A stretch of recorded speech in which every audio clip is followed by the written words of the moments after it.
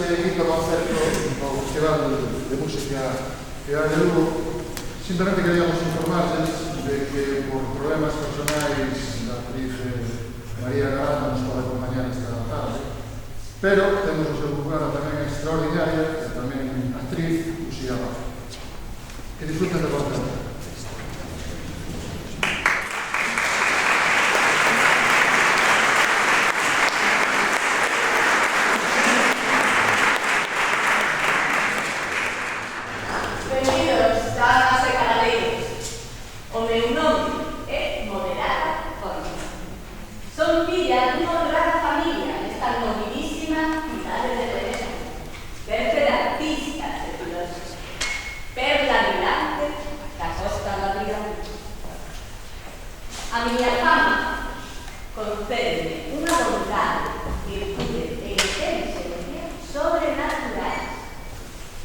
Vivo entregada ás artes da literatura e ás ciencias humanas. E moitos me consideran unha escritora, filósofa e compositora extraordinaria. Son recoñecida anfitrión dos máis exquisitos concertos de Venecia. E os invitei a todos vos, síntomas ou das illas, a un concerto moi especial. Acontece que acaba de publicarse na nosa cidade unha obra indigna e maliciosa chamada Defectos mullerinos, da man do infame de Usar Ferrazzi. As odiosas opinións que nela se botan sobre o sexo femenino son tristemente habituais na nosa época, un tempo horrible para as mulleres, no que a nosa liberdade é posta en mans dos hombres, que nos posúen como se fósemos obxectos. Eu, para escándalo de mundo, opino que o noso sexo non é inferior, senón que é obvio, canto máis dignas e perfectas somos as mulleres que os homens. Hoxe, imos a denunciar as injusticias sufridas e imos a probar o mérito das mulleres. E como faremos? Lendo fragmentos da miña obra, o mérito das mulleres, que a través do talento das compositoras da nosa época. Porque sí, hoxe, todo o que van a escoitar é música composta por elas. As pioneiras dun camiño moi pouco transitado. Unha muller compositora que veu publicar a súa obra. Está todo correcto? Podemos empezar? Sí. Por favor, comeza o concerto.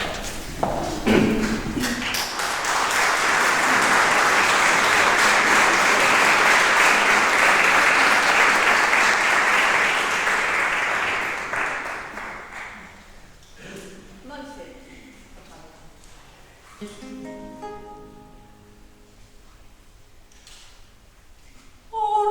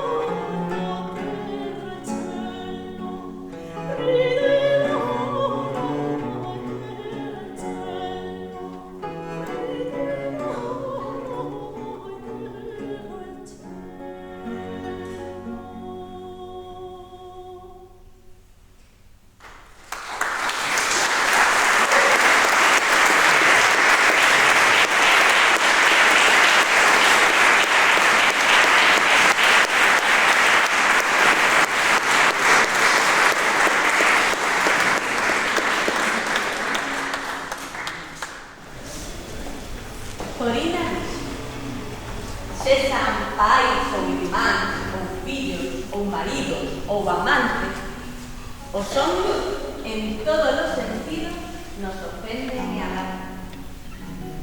E como poden, confúndennos e avergoñan, porque cantos tales hai que non provén dunha vez das súas fillas cando viven. E finalmente, cando morren, deixan toda a súa riqueza aos seus fillos e quitanles a súa danza. Así, as coitadas caen en 1000 euros por necesidade e os irmáns permanecen ricos en bens en vergonha. Así quedan mendigas delas, ou pechadas de por vida nun convento ou arrastradas polos incontables camiños da deshonra. E cantos maridos hai que tratan mal as súas mulleres? É cousa tan común e corrente que non é necesario poñer exemplos, que non preciso falaros dos amantes. Porque demasiadas mulleres sufren e son traicionadas e abandonadas por eles. Hai hombres que incluso chegan a asesinar as súas mulleres, aproveitándose cruelmente da súa forza ou ainda peor, matando os seus fillos para deixalas devastadas, mortas en vida. Non foi así de cruel o engaño de Ptolomeo a súa irmá, así non é? Que finxiu casar con ela, xuroulle lealtade e despois matou os seus fillos e arrebatoulle o seu reino. Lucrecia replicou: neses casos le dan razón, pero por que non casar cando a muller retira a súa dote e atopa un home gentil para facelo? Cando unha muller está soa sen marido, pode vivir como unha raíña coa súa dote, pero se toma un marido pobre, como adoita acontecer, que gana? Convértese en escrava e perde a súa liberdade, perde o dominio dos seus bens e pone todo a merced de discreción do home que mercou. Mirade que boa fortuna é casar para unha muller perder a súa propiedade, perder a súa liberdade a si mesma e non ganar máis nada que os seus fillos, que dan problemas. É o dominio dun home que vai gobernar o seu Antonio. Cantas mellor faría, antes de conseguir nada, enmercar un bo porco cada entroido. Así estaría meter en as chiquillas todo o ano, tendo que gastelase ben, e non que as amolase de seguido. Podemos continuar?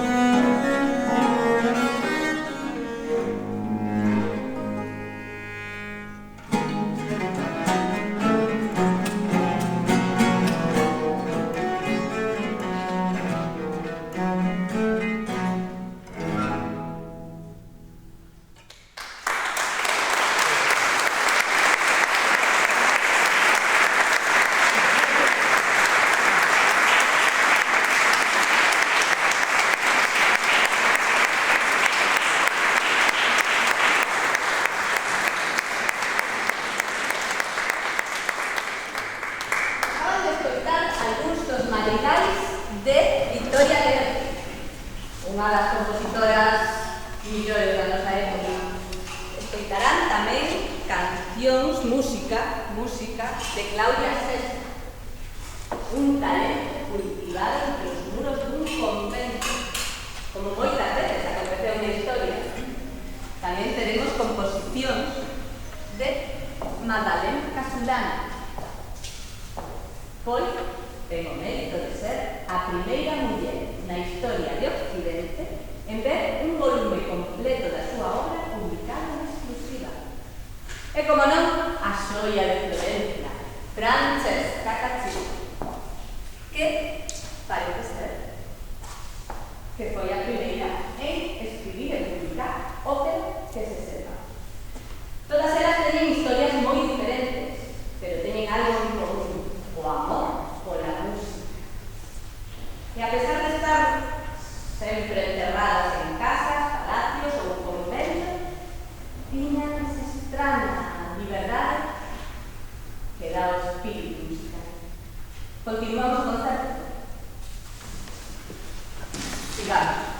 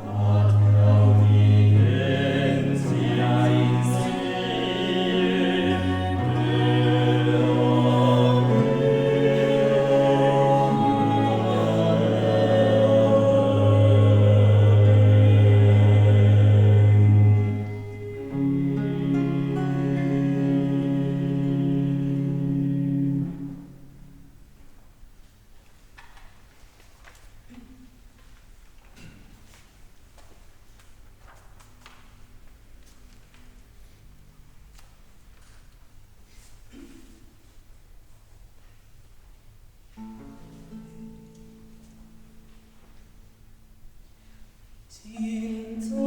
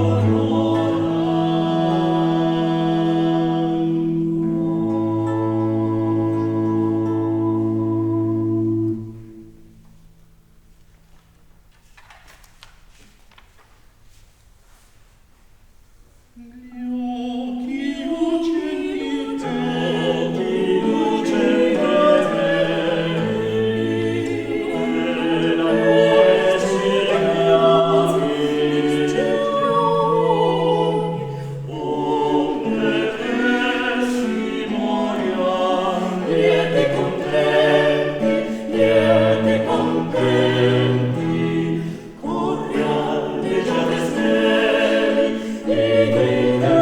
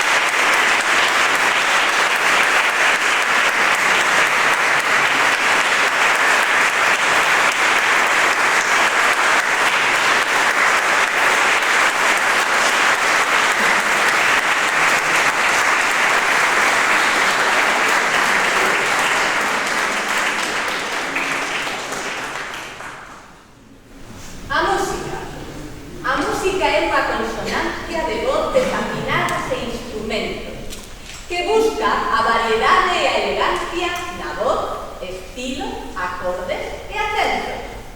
Fai as delicias de quen toca ou canta e pon no inte suaves pensamentos. Fai da armonía do Edén trae a fragancia, das almas nobres e o alimento. Composta só por gozamos moito desta arte humana con divinos proezos. A música redobra a alegría na persoa feliz, mais, entre tanto, fai medrar a fatal melancolía nos que escoitaren tristes aquel canto. Entre instrumento e voz, compararía. Cal deles é que ten maior encanto? Pois é máis doce a voz, a escollería.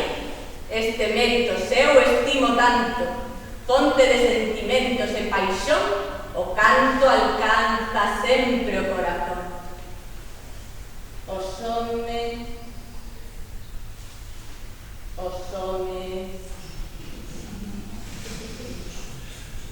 homes non deberían estudar outra música que a de afinar coas mulleres, porque a discordia que teñen con nós, sentir que triste son lles inspira.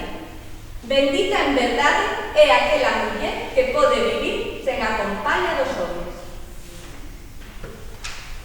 Eu vivo en reposo e sento felicidade suprema ao estar sen eles, considerando o hermosa que é a liberdade. Libre o meu corazón no peito mora, non sirvo a ninguén, pois son só miña. Sátiome de modestia e cortesía, virtude distingue e castidade me adora. Miña alma só a Deus entrega se retorna, aínda que se envolva neste veo humano e despreza o mundo seu pérfido engano que as mentes simples enreda e mofa. Beleza, xuventude, prazeres contas, nada preto senón os pensamentos puros, trofeos meus, porque eu o quero e non o sorte. Así, nos anos verdes e nos maduros, xa que a vileza non me estorba, fama e gloria agarro, e vida e tras amor. Seguimos co concerto?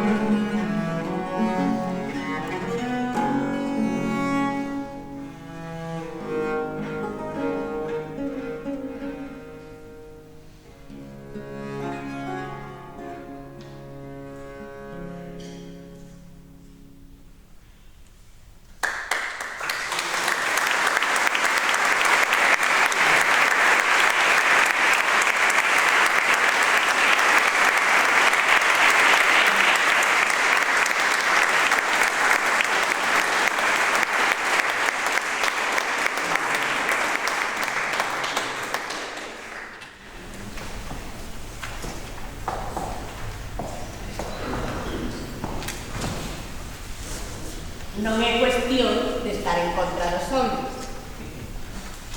É que neste tempo os homes son os queren como as cravas. Son desgraciadamente astutos na súa maldade e nos queren ignorantes e tolas. E nos preferimos a liberdade da que eles disfrutan, dixo Colina.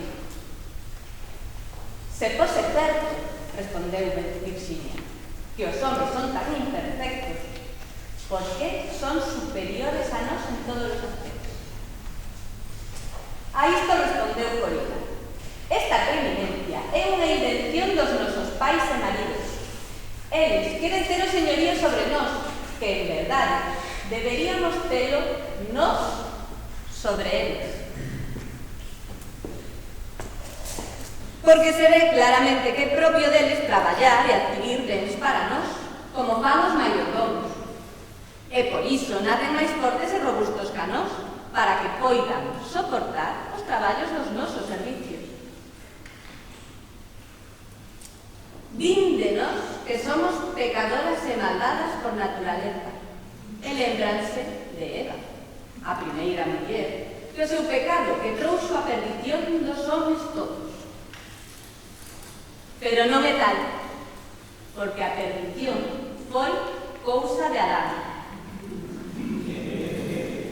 Eva deixouse levar para probar o froito prohibido porque estaba deseosa de comprender a ciencia do ben e do mal. Quería aprender, mellorar, superar os seus límites.